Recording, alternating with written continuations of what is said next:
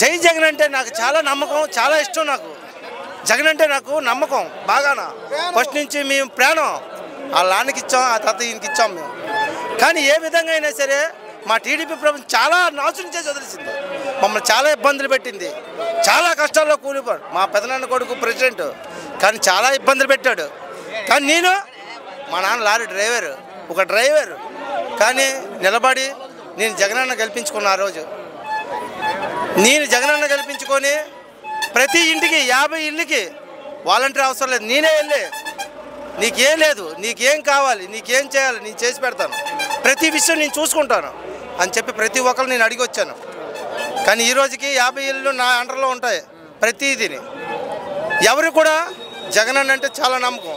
ఈవేళ నా 50 ఇళ్ళకి మనిషికి ఒక ఇంటికి 2 తీసుకొచ్చాను, 2 అంతే అభిమానంగా వచ్చారు.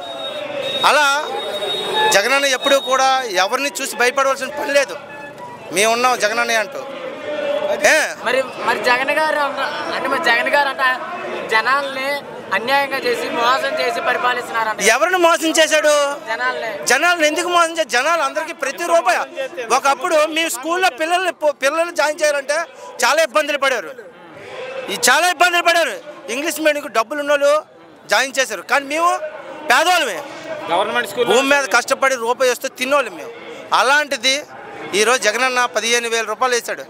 అంటే అమ్మఒడి వేశాడు.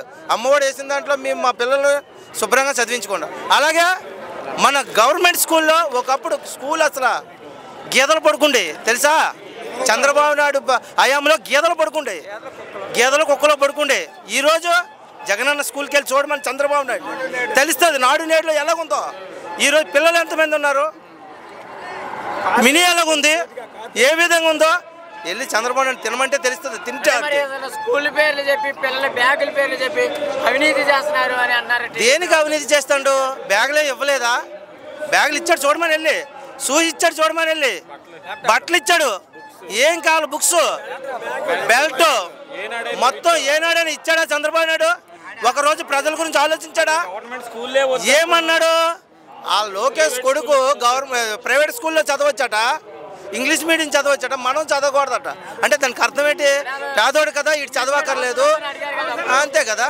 ఇంగ్లీష్ మీడియం అవసరమే కదా మనకి. ఇప్పుడు మన పిల్లలు చదువుకోవాలి కదా. ఈరోజు మన యువత ఎలాగా పోయింది, వాళ్ళు వెనకాల బ్యాక్ వచ్చిన వాళ్ళని సరే హ్యాపీగా బతకాలి కదా. అంటే నా కొడుకు పలానా దగ్గర ఉద్యోగం చేస్తాను చెప్పుకోవాలి కదా. ఇప్పుడు అంటే నేను ఎలాగ చెప్పుకోలేకపోతున్నాను. దాని వలన చంద్రబాబు నాయుడు పచ్చి మాసగాడు, అర్థమైందా?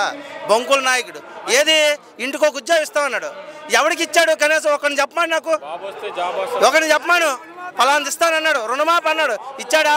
జన్మభూమి కమిటీ ఎట్టాడు, జన్మభూమి కమిటీ ఎట్టాడు. ఎవరికి ఏం చేశారు? జన్మభూమి కమిటీ ఎవరికి ఏం చేశారు? ఎవరికి ఏం చేశారు? ఎవరికి ఏం చేయలేదు. ఈరోజు జగన్ ప్రతి ఇల్లు ఇచ్చాడు, ప్రతి పేదోడికి ఇల్లు ఇచ్చాడు. నాకు ఇల్లు లేదు, నేను అద్దెంట్లో ఉన్నానంటే ఇల్లు ఇచ్చాడు. కట్టుకోవడానికి 1,80,000 రూపాయలు ఇచ్చాడు. నీకు లంచం రూపాయి కూడా ఎవడో కూడా. నీకు ఇసుక కావాలా, ఐరన్ కావాలా, నీకు సిమెంట్ కావాలా, ఏం కావాలి తీసుకో, ఏం కావాలి తీసుకోమని చెప్పాడు. కట్టుకోమండు. అవినీతి లేదు, ఎక్కడ అవినీతి లేదు. లంచం ఎవరికి ఇవ్వలేదు 1 రూపాయి. అదే చంద్రబాబు నాయుడు జన్మభూమి కమిటీ అంటే ఎవరికి ఇల్లు ఇచ్చాడు? నాయకులు శుభ్రంగా జాగ్రత్తగా 5 ఇల్లులు 6 ఇల్లు కట్టుకొని 13 లక్షలకి 14 లక్షలకి అమ్ముకుంటారు. మాది పెందుర్తి నియోజకవర్గం, కరకవానపాలెం గ్రామం మాది. అక్కడ ఎస్ఆర్పురం అనే గ్రామంలో మా ఎంపీటీసీలకి, మా ప్రెసిడెంట్లకి, నియోజక ఇన్ఛార్జీలకి అక్కడ ఇల్లులు ఇచ్చాడు. ఎవరు? జన్మభూమి కమిటీలో చంద్రబాబు నాయుడు పచ్చి మోసగాడు. ఆడు ఈరోజు మాకు ఎందుకు కావాలి? దేనికి అవసరం? ఆడు ఏ విధంగా అవసరం? రేపు మాప చచ్చిపోతాడు కాడు. ఎందుకు? చెప్పు. లోకేష్ గారు పప్పు ఆడు. నేను ఎలా మాట్లాడతాను? నేను డిగ్రీ చదివాను, ఆయన నేను ఎలా మాట్లాడతాను? కనీసం ఆడు ఇప్పుడు ఎంత చదివాడు? ఏం చదువుతాడు? అమ్మ అంతాడో తెమ్మ అంతాడో ఏడు తెస్తాడో చేస్తాడు. అడిగి ఒకటైనా అర్థం ఉందా? ఎన్ని? 175 సీట్లు పక్కా.